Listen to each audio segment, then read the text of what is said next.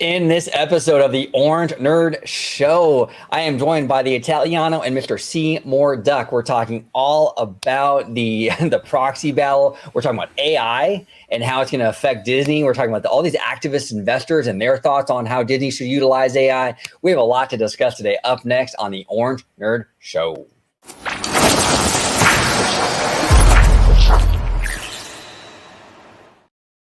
Welcome aboard, everybody, to another episode of the Orange Nerd Show. I am joined by a fantastic panel today with the Italiano and Mr. Seymour Duck. We're talking all financial. Hello, Mr. Seymour Duck. It's always good to have you on, sir. Yes, I'm glad to be here. Absolutely, absolutely. Let's dive right in. This is crazy stuff. Now, actually, before we dive into some of these activist investors, right? I wanted to kind of pick your guys' brain on AI because this is a thing now. I mean, this is going to really change the landscape in entertainment and just about every aspect of our lives at this point. Seymour, what are your thoughts on this in terms of how it relates to entertainment in general, like Disney, the major studios, and what have you? What are your thoughts? Do you support AI, not support it? Where do you stand with this? I'm split because the tech nerd in me was like, yes, I'm all for AI, but then like the ethics and the moral decision of AI, I do not like it. I'm scared of what's going to happen in the future for it, for our jobs and everything. But my brain is split because, for example, if Disney doesn't implement AI in their company, the truth bomb is they're fucked. They're if they don't implement it, big tech is going to come in. They're going to implement AI, and they're going to destroy any other company who doesn't use AI because AI is going to bring the cost down so much that the competitors can compete at a scale we haven't seen before. Even just regular people recording videos on YouTube, they're going to use AI, and they're going to have cinematic level content just like Disney and all the other companies. Yeah, no, absolutely. And that's the thing too, Seymour, you bring up a great point with like the ethical kind of question mark here, right? Because Disney as an animation studio is a storied animation house. I mean, it's legendary. And this is my concern, I mean, we'll get into it in more detail, but this Blackwell group wants Disney to start creating characters and stuff based on AI. And it's like, that, in my opinion, that takes a lot of the soul out of the work. I mean, like Glenn Keane, famous Disney animator, supervising animator for the studio, he's talked a lot, ad nauseum about how he drew inspiration from his daughter, when creating Ariel, the Little Mermaid, and things like that. And when you just create characters now through an AI, through like a computer, I think we're going to lose a lot of that, where it's going to feel different. It's, when you have a human being taking real life inspiration from things they've experienced and putting pencil to paper, that's going to feel different, I think, than just entering in a bunch of code and spurting out a character on the other end. That scares me, and you're right, Seymour. What's Disney going to do? Because if all these tech companies like Apple and everybody, Amazon, whatever, if they're utilizing that stuff, you can't get left behind either. So it's an issue big time, Yeah, if you're damned if you do, you're damned if you don't. Yeah, exactly. What are your thoughts on this, George? AI, you're not. So first of all, I just have to if we could actually have the siren, the fact that Seymour dropped the F-bomb, we drew him to the dark side here. Yes. Here we go. There we go. Sorry, had to. That's awesome. So for me, yeah, I'm actually in the same boat as Seymour. Duck boat, no pun intended. With the AI, I do feel like Disney needs to utilize the newer technology, moving along with these other companies that are going to use it. Disney can't fall behind on that. But sometimes when you use something a little bit too much for every little thing, yes, how does that apply to real life jobs? How does that apply for identity, so to speak, with contracts and utilizing people's facial recognition and voice, activation, because a lot of times when, AI is smart, but, in the wrong hands, it could be kind of dangerous, and then when you kind of utilize it for film, it's like if you utilize it for every little thing, it's cool, but you can recognize what is AI. And as you said, OG, it kind of takes the heart and soul out of that, especially when you're dealing with an animated film or what have you, or even a live action. If they utilize, actors to kind of fill in the gap with AI, in a live action, you can tell what is being. The AI is incredible. Don't get me wrong, but you still can differentiate a real life human being from an AI figure. That might change. Maybe down the road you might not be able to. That's Right. where it gets the scary part, even in the parks, right? Have you guys ever seen the TV show Westworld? I have not. No. I've heard of it. Basically, it's like a guy, kind of like Walt Disney, but created this theme park, a Western theme park, and it's all built on robots and AI. And people go there for vacation, kind of like Disney, to experience this Western life. Now, imagine if that happens at the Disney parks. All the cast gets fired. All you have is humanoid robots or robots themed to IPs, like droids from Star Wars or like the superheroes from Marvel, right? But they're all robots, and it blurs the line, like what's real and what's not real. Everyone's going to lose their jobs. And then you have these robots that could almost be sentient to the point where, should we trust them? Like, when I think about it and I go too deep in it, sometimes I freak out how far it can go, AI. And for Disney, that's what I see, what like the activist investors are thinking of going, because think about it. They use AI. They don't have to pay any of the cast. All they have to do is pay engineers to put maintenance on the robots and everyone else. And they do the work for nothing. And that's a great point. Yeah, and even a step further, Seymour. I mean, even look like what they're utilizing now with like the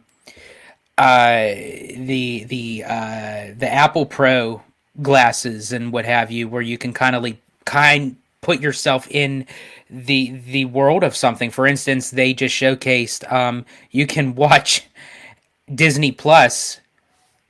I'm going to try to describe this because I've seen what it looked like. You could actually watch Disney Plus while your surroundings is an actual Disney set, so to speak. Right. So they have like the TV screen where you're watching Disney Plus, but your surroundings is Monsters Inc., where you're actually in the factory. And they said it's scary of how lifelike it looks. So if they incorporate that with the parks, where they're like, oh yeah, you could save money. You don't have to travel. You don't actually have to physically go to the parks.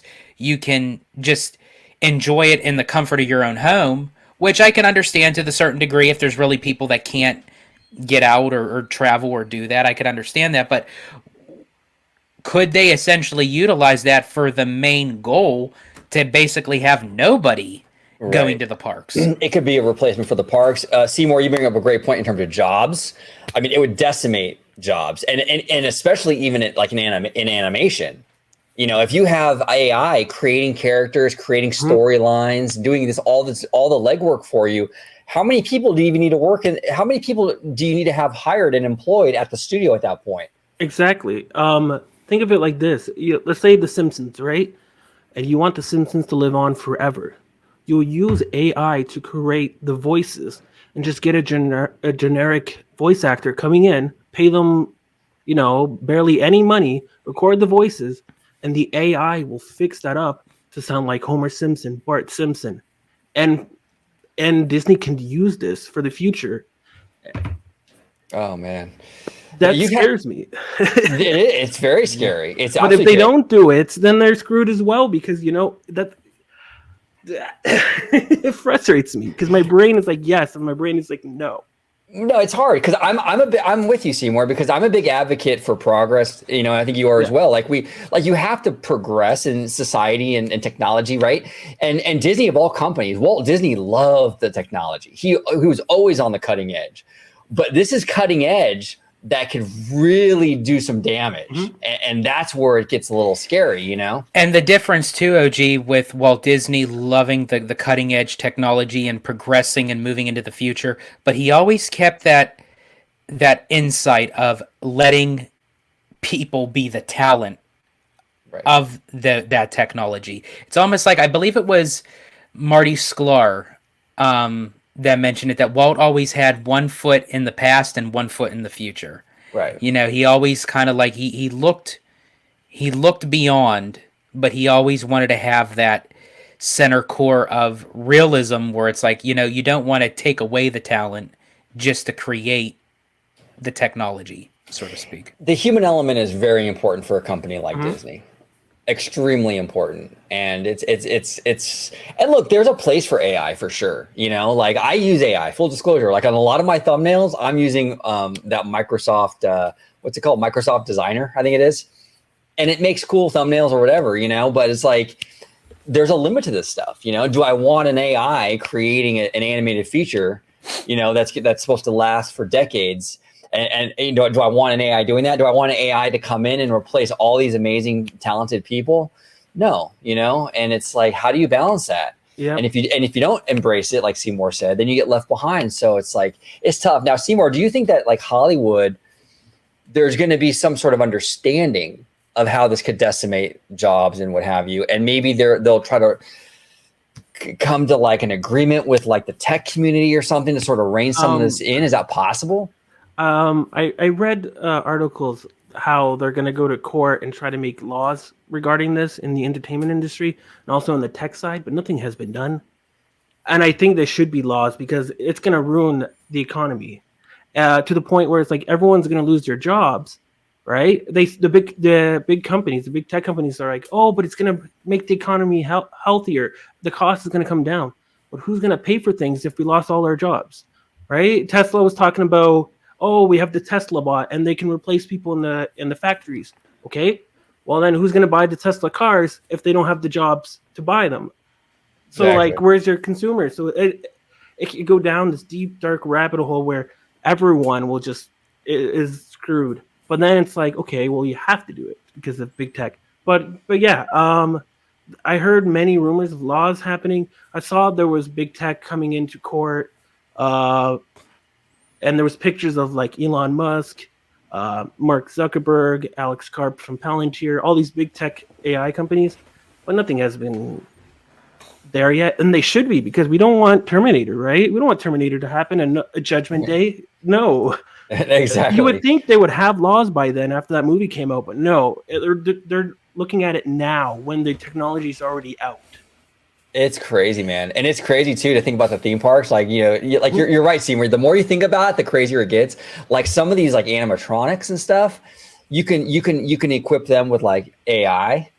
And like you were saying, like, what if like they become like independent where it's like they turn on us or something? And then it will get to the point where we'll have AI girlfriends and boyfriends, and it'll be like we don't even want to go out of our homes because we can just pay for some robot that looks like a human, say the right things, and it's good enough. Like society can go in a bad direction if that happens. I was going to touch that, but I'm not. I'm going to leave it go. So for me, you don't want an AI girlfriend, George? Yeah. Well, again, it could go either way. I mean, it's like George is like, I have two big reasons why I would want an AI girlfriend.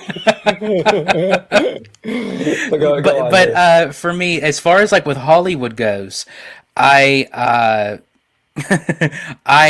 already, from my knowledge, they're already having issues with AI where, you know, these I don't know if it's like independent third party companies utilizing their voices, the facial recognition, and they're saying that's not me. I didn't film that, or I didn't record that, you know. So it's like they're already, you know, not getting paid for something that they're not doing, but other companies are utilizing them as individuals, their own identity. Well, how do you trust anything? I mean, this goes so beyond Hollywood. How do you trust camera video footage of a crime?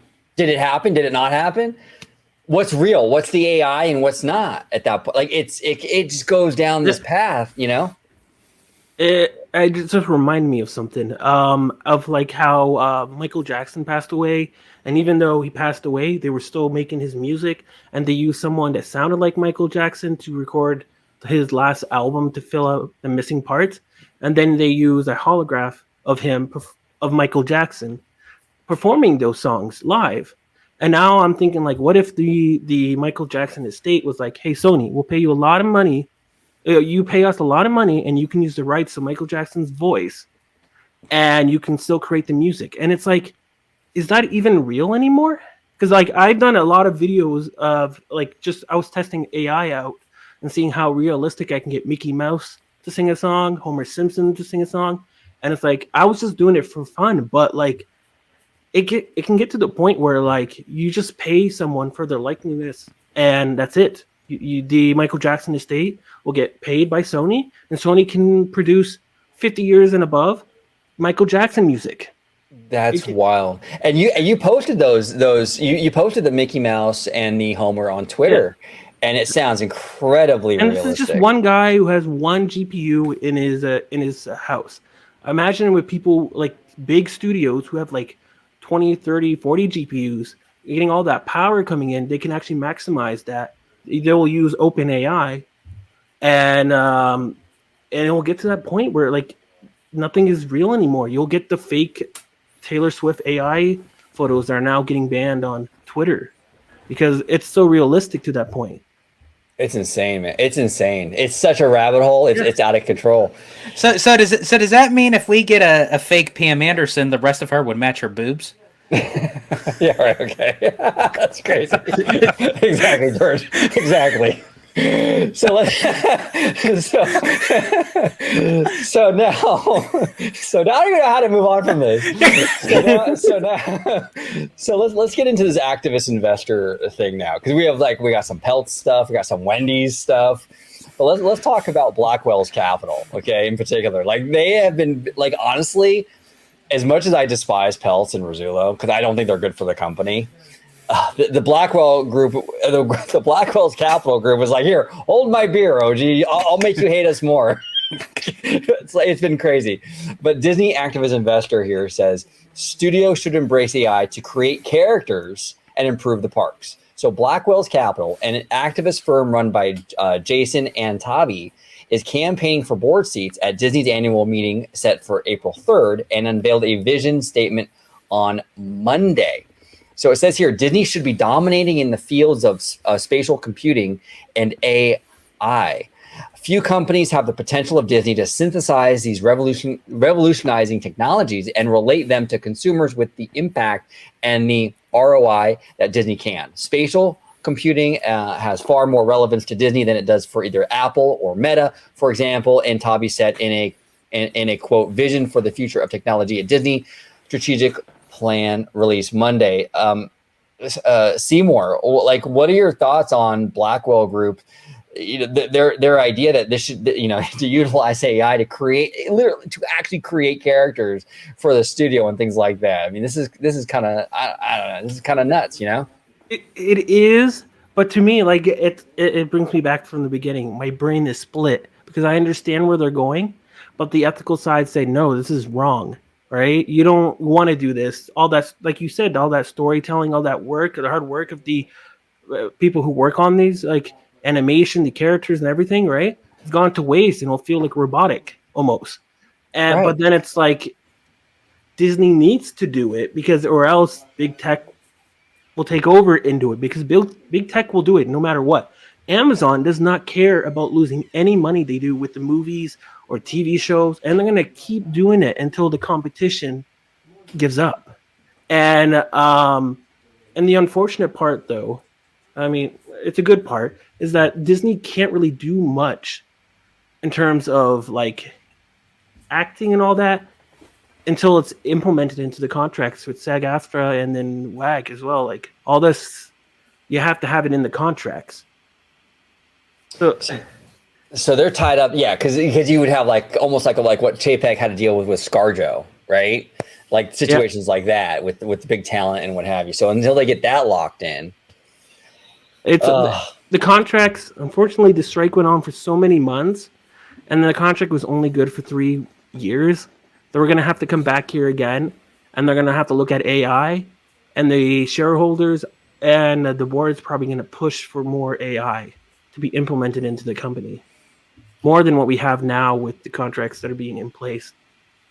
Yeah, go on. Sorry. Oh no, I'm sorry. I was going to ask you too, because Blackwell's talking like, oh, well, we can use AI to like control like crowd patterns and things like that. Would you be okay with something like that maybe with the parks, or is it? Technically, Disney already has done this. They're like one of the biggest data companies in the world. They actually track everything you do in the parks.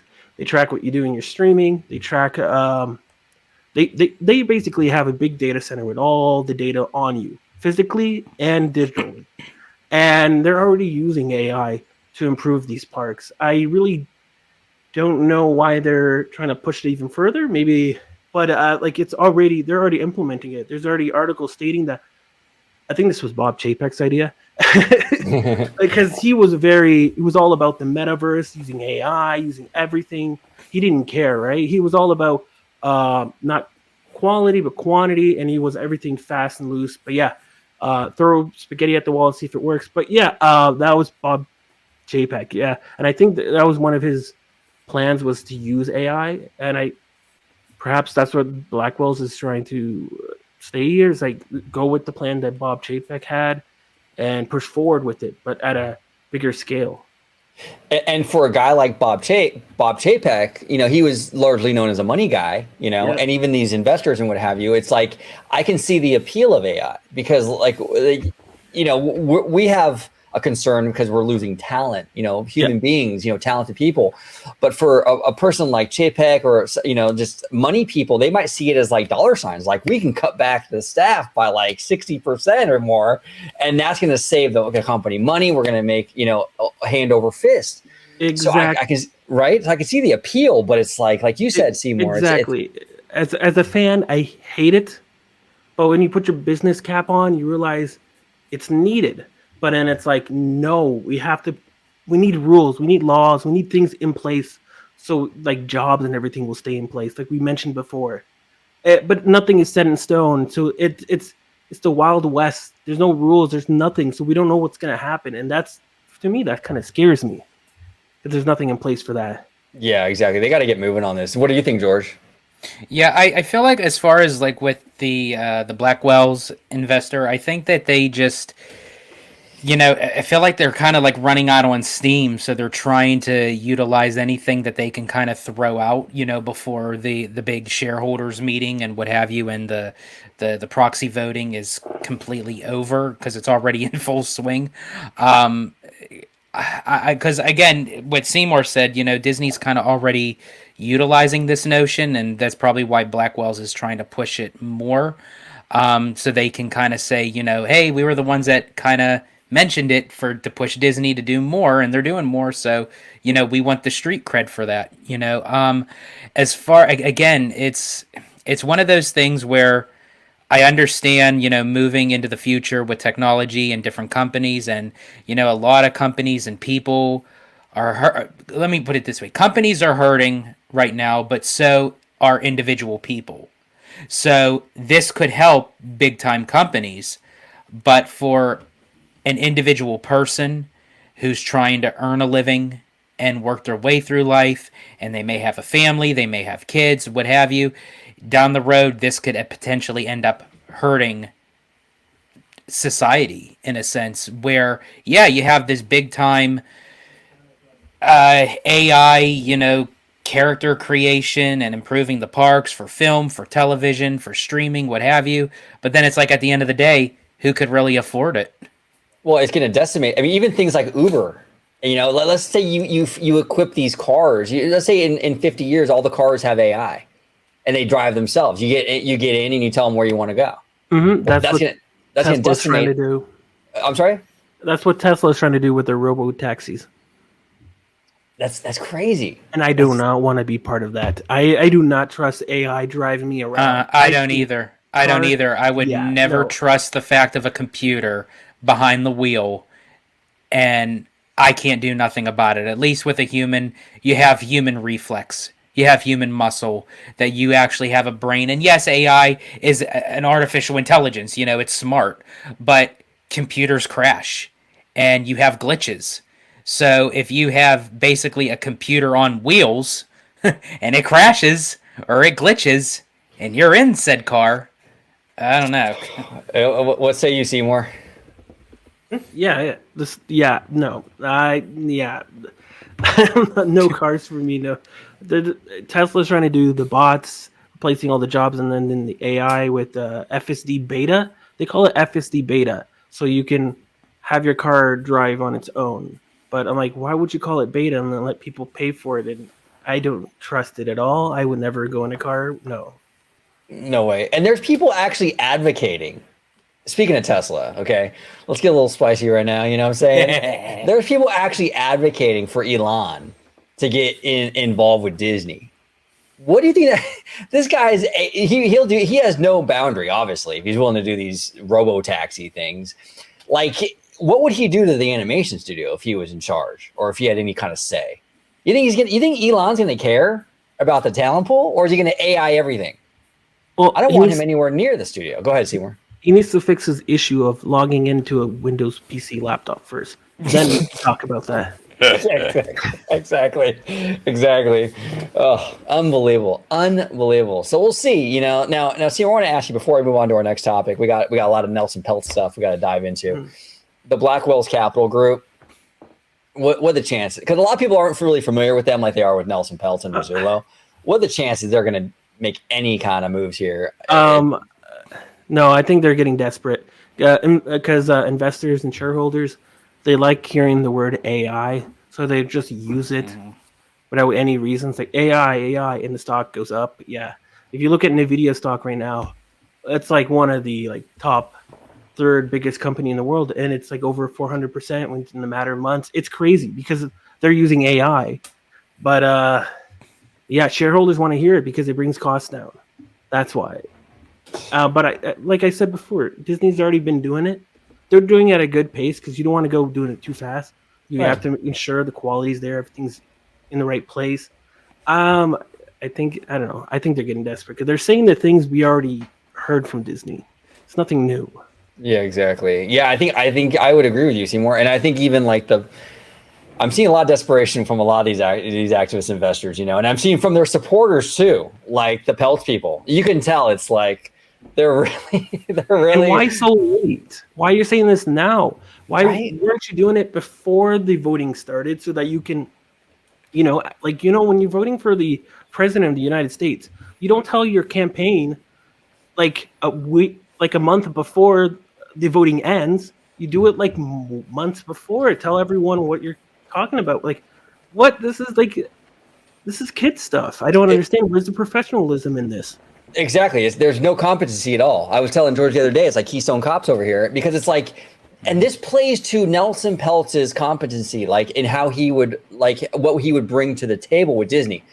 Look how he's handling this proxy battle. Like you said, he's giving us the plan well or into the voting. It's malpractice. He's selling his shares. He brings on people that are just bad for the company. Like Rizzullo was not good for the theme parks when he was doing theme parks years ago.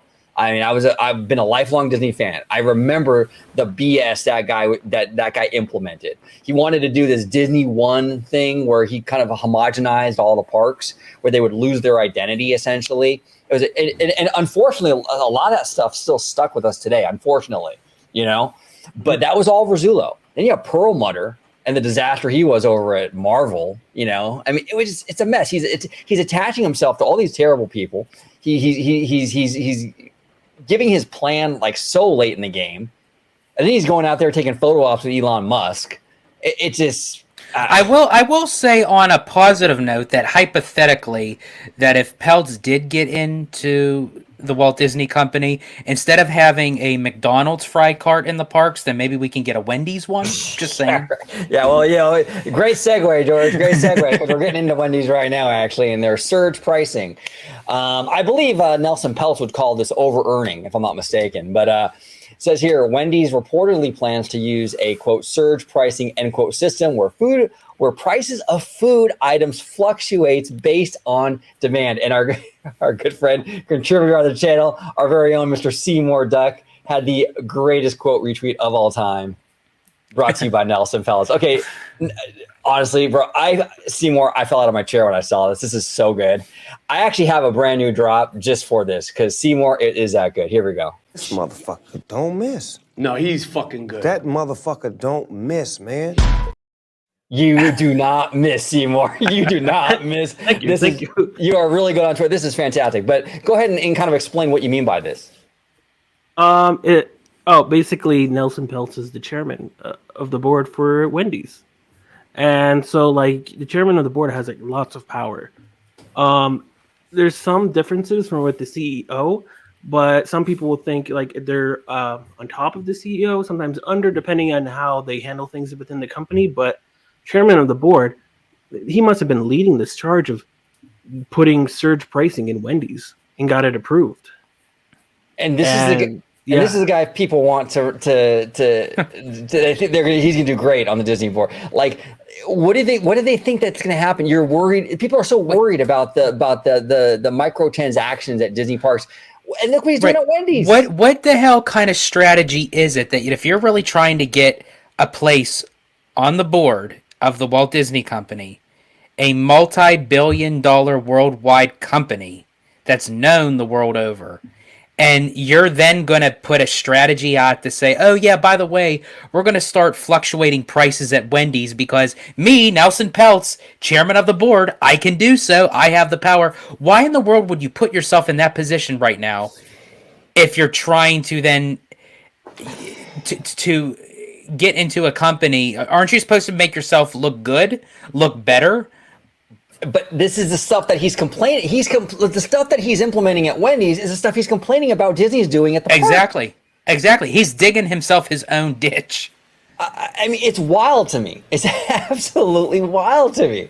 It's just blunder on top of blunder on top of blunder, and it's just, I don't get it. So to kind of dive into this Wendy's story, to give a little detail, Wendy's to start rolling out surge pricing with AI-enabled menu changes, okay? So Wendy's is planning to roll out dynamic pricing for its fast food offerings starting as early as next year. The chain will start testing the new pricing system, quote, in some U.S. restaurants. Wendy's said in a statement to Global News, there are currently no plans to introduce the system in Canada, at least not yet.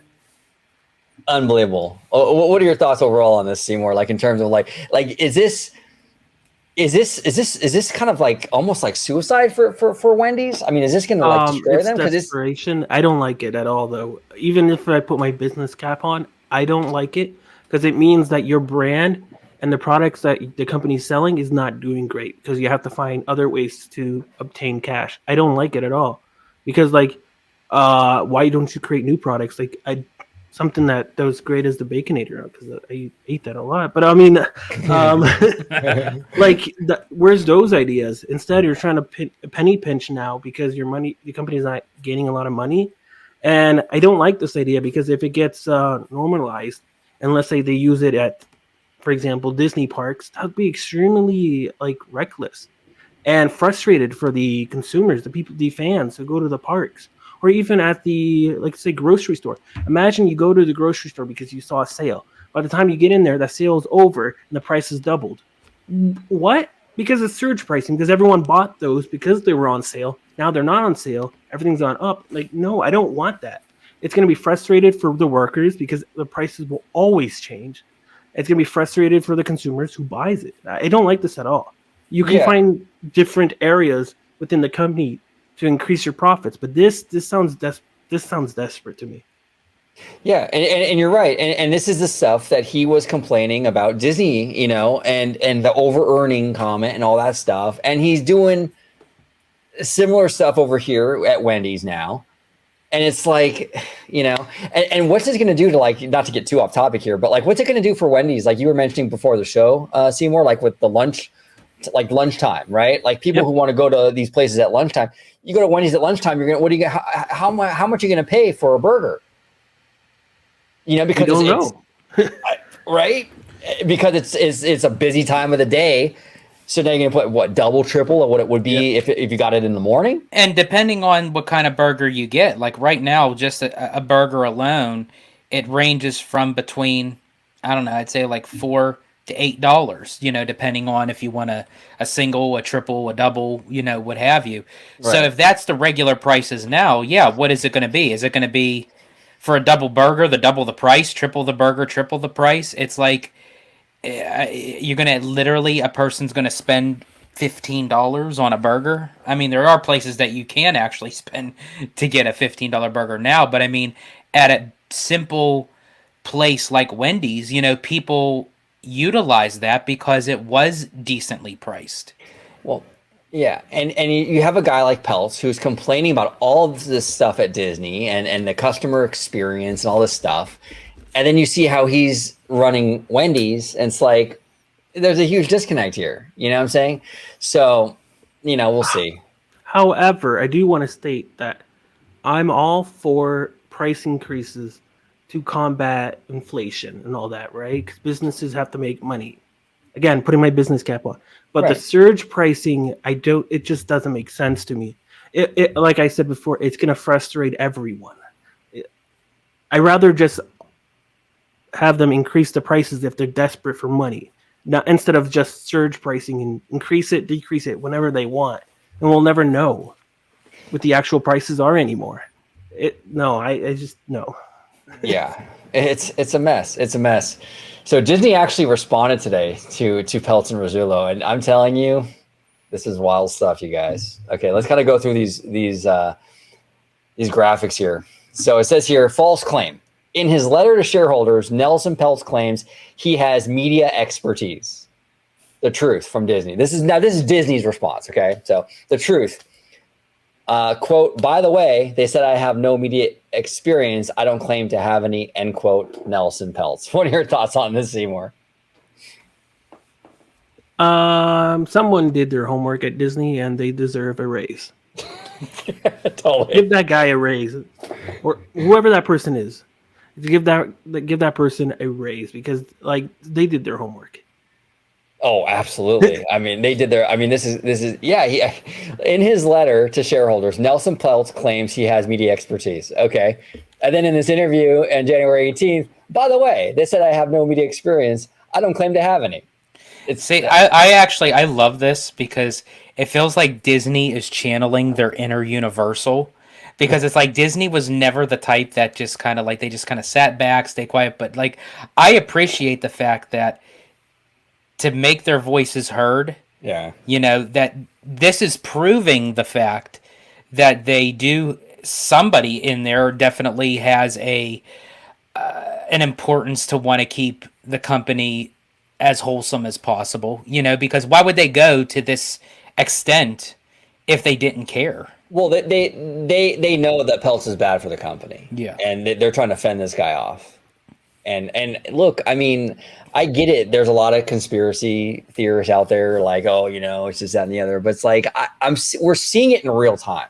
This guy does not make good decisions. And I said many times, I'm not adverse to rocking the boat at Disney or having a different perspective on the board. Absolutely. All that stuff is cool, good, and I support that. But just having change just for the sake of change, no matter what the change is not good for Disney. So just because people say, hey, Iger isn't working out right now, doesn't mean we just let anybody on the board. This guy he's clearly not ready for prime time he's not a good fit for the Walt Disney Company. Well, literally they put that statement on a television set. Exactly. Not ready for prime time. Exactly. So it's absolutely wild. Absolutely wild. So the next slide here. False claim. Trian claims Jay Rizzullo's media experience and business acumen will be an additive to the Disney board. The truth from Disney. Mr. Rizzullo left Disney in 2016, and 8 years later, his perspective on the media industry is stale. Since he joined the iHeartMedia board in May of 2019 as a lead independent director, the stock has declined nearly 90%. 90%. And this guy, Rizzullo, is going to sit here and lecture Bob Iger? What are your thoughts on this one, Seymour? They brought in the receipts. You brought the receipts, man. Yeah. And the thing, what I like about this is that Disney did not need to do this because, it's already late in the game, and Nelson Peltz didn't even reveal his plan yet. Yet Disney's doing this. It's like the cherry on top. It's yeah, we already know we're better, but here you go. Exactly. Okay, so I have a question. That red line there, is that a decline of the stock, or is that a decline in Rizzullo's morale? Right, exactly. The decline in confidence in Rizzullo. I'm telling you, he was not great. I did not like him. I personally did not like him when he was running the parks years ago. And that's my issue with Peltz. He's surrounding himself with people, which it kind of feels like he's picking people that just have an axe to grind with the Mouse House, and not the best people that he can find. Right? I agree. Right? Because it's like Rizzullo got passed over for the CEO gig, so he's got sour grapes. Obviously, we know all the sour grapes with Perlmutter and stuff. It's like it's just a line of disgruntled employees. The next one, false claim. Mr. Peltz claims Treon Partners has a stake of over 3 billion, 33 million shares in Disney, and to speak for all shareholders. The truth, per Disney, according to Treon's own filings, okay, they're bringing these receipts. Mr. Peltz and Treon Fund Management own 6.8 million Disney shares, fewer than the 9.4 million shares Treon owned a year ago. Okay, shareholders should ask Treon if it speaks for them why it continues to sell down its stake, including selling over 500 million shares between September 2023 and December of 2023. Perlmutter, a former Disney executive who has a fraught history with CEO Bob Iger, owns 25.6 million shares, which make up the lion's share of Treon's position. What are your thoughts on this one, Seymour? Shareholders do not like when insiders sell their shares because it doesn't give them confidence that the people who work for the company can thinks that the company can go and do better things in the future. It doesn't think the stock is going to go up. That's what the assumption is, right? So when you have someone like Peltz and the fund selling shares, that doesn't bring confidence of him as a board member, thinking that Disney has a bright future if himself doesn't think that. That's a good point. That's a good point. And doesn't that also lessen his impact in terms of the kind of the magnitude of his voice in this whole proxy battle when he sells his stake? Doesn't it like lower his impact in the clout that he holds as well by selling shares? Yeah, because like I said, it doesn't bring the confidence or level, right? You're saying that, oh, are we going to make this company great if I'm on the board? If you truly think that, why are you selling? If you know it's going to go up, you can't have it both ways. You can't be selling it and say, oh, I'm going to make this company great again. It doesn't work that way. So even in his mind, he has doubts. That's exactly what these shareholders are thinking now. And after the earnings, right, the stock has been going up. Why? Because Bob Iger brought that confidence back into Disney, and the shareholders are like, okay, we believe you now. You brought in the receipts, you brought in all this news. Yeah, the earnings was good, the news with Fortnite, everything was good. So they're like, okay, we're buying back in. But this guy here and his fund company selling, that doesn't give you the confidence. It doesn't. People are like, okay, well, why should we vote for you if you're just going to sell on us? Yeah, no, well said. Well said. Absolutely. Next claim here, Mr. Peltz. Next and last, actually. False claim. Mr. Peltz claims the boards on which he has sat, on average, outperformed the S&P by 900 BPS annually. The truth, per Disney. Peltz or Treon involvement on boards resulted in TSR underperformance versus the S&P 500 in 68% of the cases. And you can see here the graph in regards to, let me see if I can make this a little bigger, actually. Let me see if I can kind of boost this up. So you can kind of see here, it says Nelson Peltz is a board member, and then you can see other Treon reps as a board member. And you can kind of see what's actually happening here. What are your thoughts on this, Seymour? I'm looking at Wendy's, it's down 5%. So I was just looking at Wendy's and I'm like, okay, well, Wendy's not doing better than the average market. That's why they're doing the surge pricing. But yeah, I'm looking at all these and I'm like, yeah, if you can't do better than the broad market, the top 500 companies in the US, then yeah, you're not doing that great. You don't have the track record to prove that you can actually bring these companies, bring their stock up, if you can't even do it with the companies you have done in the past. Well, yeah, and that's the narrative out there, not just from Peltz, but his supporters as well. This guy has a proven track record. He knows what he's doing. It's like, does he? I don't know. What are your thoughts, George? Yeah, I mean that's 5 claims by Disney that what everything that has been mentioned by Peltz or by these other investors that Disney has a comeback and they're showing the proof. They're not just all mouth. They're not just all talk. They're not just putting out a tweet or something else on social media. They're actually bringing up the facts and placing it right in front of our faces, opposite to the statement that is basically a false claim on their findings. Yeah. And they did 5 of them, which I'm for sure there's plenty more, but they just kind of based, just 5 of them just to kind of give like a rough ballpark of who we're really dealing with. And do we really want this person or these investors into the Walt Disney Company and throw in that monkey wrench? Yeah, look, checks and balances are good. It's good to kind of rock the boat sometimes, absolutely. If we had somebody that an activist investor that had good ideas, actually good ideas, and actually surrounded themselves with people that were like, quality. For example, if it was like a Tom Staggs, Kevin Meyer kind of thing, right? Mm-hmm. Like I'd be like, yeah, you know what? Come on, let's work this out. Let's get let's get these guys on the board. Clearly they know what they're doing. It's just Peltz hasn't brought that. He hasn't brought any value. We still don't know what he wants to do. No. Apparently he's going to tell us soon. A little late, buddy.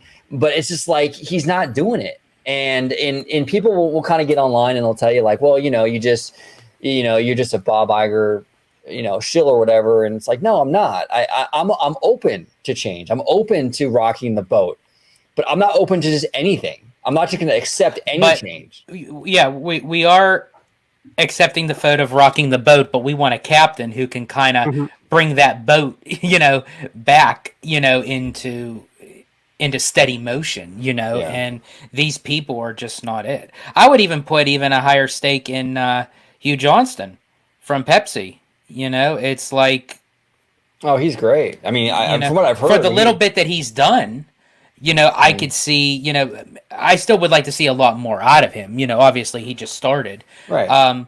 But within the next few years, who knows? Like as far as like for CEO goes, to take over Iger because, Well, and yeah, go ahead, Seymour.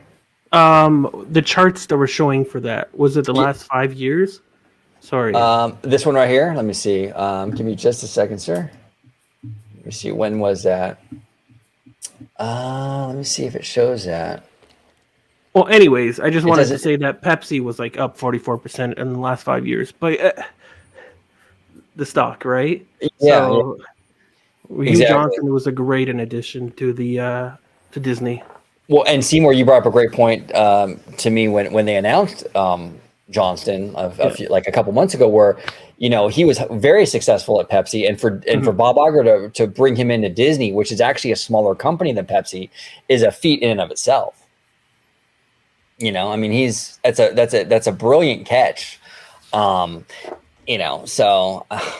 yeah. Also, I just wanted to mention is that we were talking about activist investor. I'm not against them, and there's one that I actually really like, and they're always in the background. It's Value Act. Yeah, they're an activist investor, but the good ones don't have to go on TV and cry about how bad this company is. They go behind the scenes. That's how they're truly good. Right? They don't need to brag about, oh, I did this and I did that. No, they don't do that. They don't go on TV. They go behind the scene, and they rather work with the CEO, ensure everything is good, and let them take the credit instead of Value Act taking it. Because it shows the confidence in how great they are. And they've done that for Microsoft. They've done that. They're actually, for Microsoft, they're the reason why the stock has gone up a lot too. It's because they focus less on hardware and more on software and services, which is now why Microsoft is doing so great. And that same thing with Nintendo. They're focusing on theme parks. They're branching out their IPs and being more diverse. And now they're doing it with the same thing with Disney. And that's a great activist investor who can actually help with the company with the knowledge they have, instead of the broken track record that we are seeing with Nelson Peltz. Yeah, and see Value Act. Disney's actually working with Value Act, and see how when you approach things differently, you actually get a seat, a seat at the table, basically, right? And yeah, it's a great point. It's a great point. Value Act, from what the little I know of them and what they've done for Nintendo and things like that, it's exciting. It's exciting. Now, I wanted to ask you, Seymour, Jim Cramer, CNBC superstar, he came out and said he's voting for Treon, Pels and Rizzulo. I made the case yesterday on a video. I was like, Jim Cramer is basically a meme at this point. Like anything he says, people basically say do the opposite because the opposite will probably happen. But what were your thoughts? What was going through your head when Jim Cramer kind of chimed in? Everyone buy Disney stock. No, sorry. It's going to the moon. No, but seriously, he's a snake. Come on. Everyone in CNBC always say things to make Disney look bad. Even when Disney was doing great, they were saying things. They'll bring in like people within the company of NBC, Universal, and all that, just to trash talk about Disney. I remember one time they brought in an expert that used to work for Universal, and they were saying that Hulu was the gold standard, but everything else that Disney does is bad because they were trying to get more money for Hulu. Like, I could see right through it. You can see a lot of X users are seeing it too. They're seeing that NBC, even when Disney's doing great, they're snakes and they say bad things on purpose. Yeah, for their competition, right? So they're not going to say great things all the time. They want to bring the stock down. Comcast, they should be worrying about their own stock because Xfinity brand it's their bread and butter now, but the TV and the internet customers are going down. They're canceling. Everyone's moving to 5G and streaming. There's no need. And there's rumors of Paramount making their own streaming app with Comcast and Peacock because they're getting desperate now because Peacock's not doing that great. They gain a bunch of subscribers because of football, but besides that, not really because they're only in the US right now. So it's like and it's like so rather than innovating with their own company, they rather just attack the competition. Doesn't show signs of strength. So Jim Cramer, this is nothing new. They do this all the time. Yeah, exactly. Jim Cramer. Yeah, he's like you said, he's a superstar over there at CNBC. He's on the payroll over there at Universal, which is Disney's biggest competition, basically. Oh, okay. So he's trashing the Mouse House. Oh, what a shock! I've been saying this for a long time. I don't know why Bob Iger continues to even go on that network. I really don't. You have the biggest. Disney's like the biggest media company on the planet. You have ABC News. You even go on ESPN. I don't care. But why are you going? Why are you sitting down with these people? They're not your friend, Bob. I don't understand it. What do you think, George? Why doesn't Bob Iger sit down with you? I don't. He'd probably be better off over CNBC. I'm just saying. Yeah, like I don't know. Maybe he has some sort of strategy in his own mind that he thinks that if he goes on there, he's making a statement to say, no matter what you throw at me, I'm not going anywhere. Here I am. He's like a boomerang. But at the same time, you still got to be careful with that kind of stuff because then it could come back and bite you in the ass later on, where anything could be taken out of context. Anything could be twisted around, to be used against you using your own words, and it's like... and they do that every time. Yeah, exactly. Exactly. They take a statement, they clip it, and they show it, and their little round table sits there and makes fun of it or says how terrible Disney is every single time. Yeah. So I don't know. And as I said, I'm not out of like everything that's going on. I still rely right now of what's going on to Bob Iger because I haven't seen anybody yet that could fill in his shoes right now. As far as putting these investors on the board, they are not the ones for the Walt Disney Company. I'm sorry, they're just not. So, and so everyone you've heard coming from the three of us, as they used to tell us in first grade, now let's put on our listening ears because I'm going to repeat this again, that we are open to change. Yes. There is nothing wrong with that. We are going to get that. Yep. Bob Iger is eventually going to leave in 2026. We're okay with that. But what we're not okay with is just having a knee-jerk reaction of just throwing anybody in there just for the sake of saying, okay, well, Iger got to go. So Exactly. Exactly. You got to have a good solution. Any solution isn't going to work. There has to be a good solution. Yes, change is good, but that doesn't mean any change is good. You know. So yes, if there are some activist investors out there that have really good ideas and they can really work with Disney and make Disney a better company and and give Bob Iger some pushback, but in a positive, a constructive way, we're all for it. But Peltz isn't that guy, and neither is Zullo. And neither, honestly, I'm not really into the Blackwell group either, to be honest. They said something like a few weeks ago about how they want to split Disney up into like 3 different companies or something like that. What was that Yeah, about? I don't like that idea. I like it internally as one company, but they want to split it off with multiple other companies. No, I don't like that idea. You want to keep it as whole as one. I like Alphabet, like technically Google, but you know how Alphabet is the company name, and then you split off all the different areas within that company as their own company. I like that idea, but I don't like the idea of independently run companies that are separate from Disney. So you have ESPN separate from Disney. You have no because you want them all together to get this nice synergy. I know people don't like synergy, but you want that. You want Disney to have general entertainment to combat all the family friendly content that they have, right? You want to go get the sports fans as well. You want them all to track the whole family, not just one. So to see them be independently different companies, no. But if they were all in one company, like a holding company, that I would understand more. But Yeah. to other companies, no. I don't like that idea. No, that's like no, I don't like it at all. It's like AT&T spun off Warner Brothers, and then they merged with Discovery, right? I was like, no, I don't like that idea. Well, it's like when people were, having like a hissy fit over the fact that, there almost was a hostile takeover of the Walt Disney Company. It's like, that's not okay, but they're okay with voting on a company that then may want to come in and break up the company. Well, yeah. Blackwell wants to. Yeah, they would break it up, and it's like look, the Walt Disney Company. They are where they are today because of what you were saying, Seymour. That synergy, that flywheel. Mm-hmm. Everything feeds on each other. You release the movies in the theaters. Those movies then become family favorites, and then families can go to the parks and experience those movies in the parks.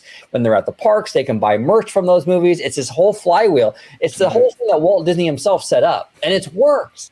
It's worked, and it's like, why mess with a good thing?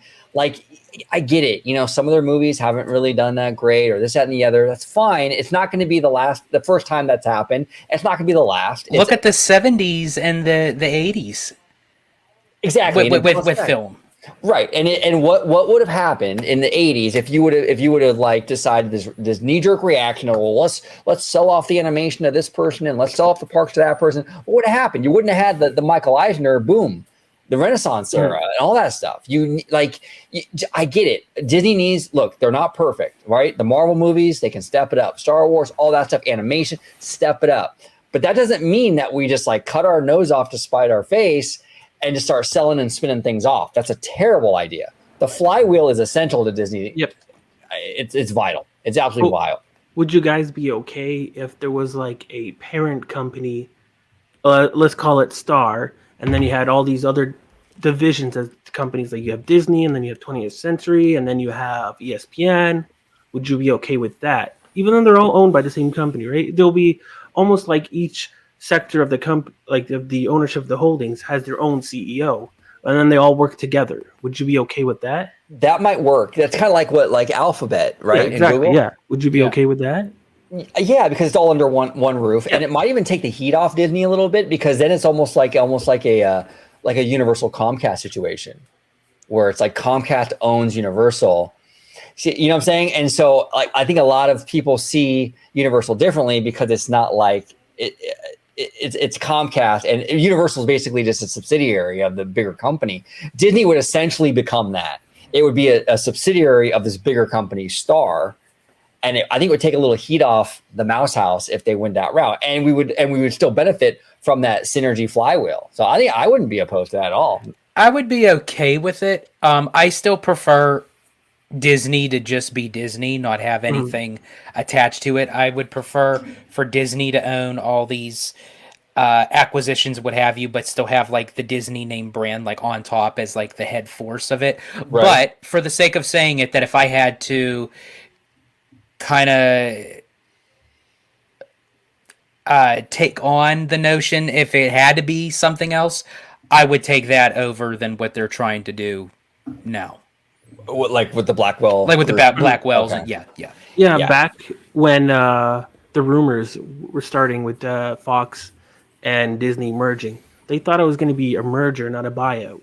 And they thought it was going to be a brand new company where you're going to have sections of Disney and you have section 20th Century, right? But it'll be like what happened with Alphabet.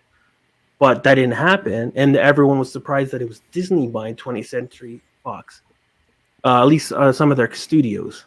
And Right. then because of the antitrust, they had to sell some of the things back, like the sports and the news, because Right. Disney already had it. But like basically, they were thinking they were going to merge, but like nope, Disney was straight out just like we'll buy it.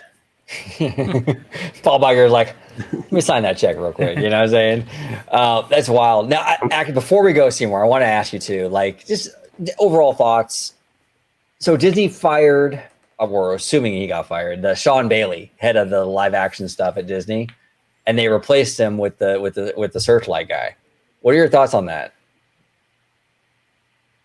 I need to do more research on that, but the Searchlight people, like the 20th Century Fox side of the things, I like how they're doing things.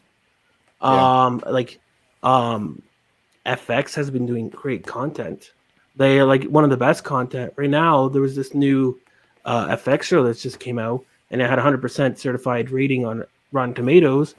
And they don't have big budgets where they're going. I actually think this is a good thing because, like, to be honest, I think Disney can learn a few things from like the 20th Century Fox side because they're making great content, great storytelling, and right, but at a lower budget. You don't need big budgets to make good content. Oh, absolutely. Look at that Godzilla -1. Yeah, it's another example of that. I know that I don't think that was 20th century, but just an overall example of like a lower budget, great film. Yeah, I mean, and this is the thing too. Bob Iger, he had a town hall meeting, I think it was like a year ago, and he was talking about the accountability is going to be priority one for him. And I was getting a little frustrated with Bob because it was like I wasn't seeing a whole lot of accountability. He wasn't really letting anyone go, you know. He let go of Victoria Alonso over at Marvel, but there really hasn't been any real big names that he's let go. You know, the Sean Bailey guy, like for Disney, he's been dropping the ball. He has, Yeah. you know, and I'm glad that Iger took a stand and replaced him. And it looks like he picked a good replacement because, like you said, Seymour, the Fox people, like Searchlight and all that, they're making some great content, you know.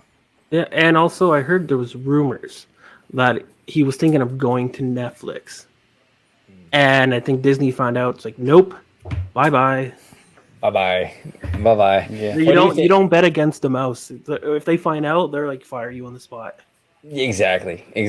What are your thoughts on this, George? And Yeah. Sean Bailey leaving. Yeah, I think Disney's on a good trend right now as far as like with somewhat of the decision makings on getting themselves back up to put those puzzle pieces together with the building blocks. So I'm very curious to see how it goes, but I mean, I am very positively optimistic to see how this goes, and especially that if we can kind of cut down on some of those live action remakes, that would really help a lot too, because it's like, I think even to fans out there, I just think that they're kind of like running out on steam when it comes to the live actions. We kind of seen it with the live action Little Mermaid. I don't really have high hopes with the live action Snow White. That's just my personal opinion.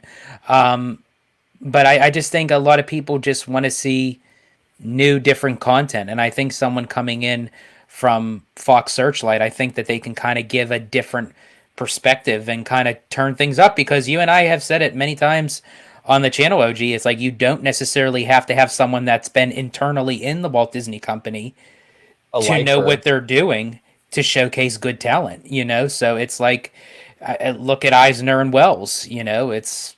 Eisner, he came from what, Paramount? I think Wells did too, if I'm not mistaken. One came from Warner. Eisner came from Paramount. Wells came from Warner. Right. Yeah, but I have to say, as far as like your claim, like how Iger was kind of hesitant on like doing, taking anybody out as far as like letting them go and what have you. Now he's like a rabbi at a bris. He's just snipping away. Oh, jeez. Yeah, exactly. Yeah, no, this is a good move. Live action Disney movies need they need a shot in the arm creatively, And I think this was the right move, absolutely. Yeah. And it also sends a message to other creatives at Disney. Hey, guess what? You're not invincible. If you don't perform, your job is on the line. And that's good. It puts pressure on people to take things seriously and to do the best they can. So we'll see. But Seymour, it is always an honor and a privilege having you on, sir. Thank you. Always a good time. Love your insights. So yeah, thank you for joining us, man. Yeah, it was a pleasure talking about AI, Nelson Peltz, and just talking about shop. Thank you for letting me nerd out, basically. Exactly. And if you could just remind everybody where they can find you on social media. Oh yeah, you can find me on X at Mr. Seymour Duck. There he is. Make sure you follow him on X. Seymour comes with the receipts on X. It is no joke. Here, you know what? We'll play it one more time. Here we go. This motherfucker don't miss. No, he's fucking good. That motherfucker don't miss, man. You don't miss. He does not miss. So follow him on X. George, if you can let everybody home know where they can find you on social media. Absolutely. You can find me on X, formerly known as Twitter, at Disney George. You could also find me on Instagram under the Disney Italiano. And, of course, you'll find me here on my home base at Orange Grove 55 with Citrus Corner with all that sweet, juicy, but sometimes sticky Disney news and info. Absolutely. We got some great content coming out this week. We got the one and only Mr. Theme Park Wizard. He's going to be joining us. We're going to talk a lot about Universal with him, break that stuff down. We just have a lot of great stuff in the works, so make sure you stay tuned for all of that. But thank you all so much for watching. Comment down below with all your thoughts and opinions on everything we discussed today. And as always, have a wonderful, wonderful day. Bye-bye, everybody. 세상은 누구에게나 공평하게 추악해.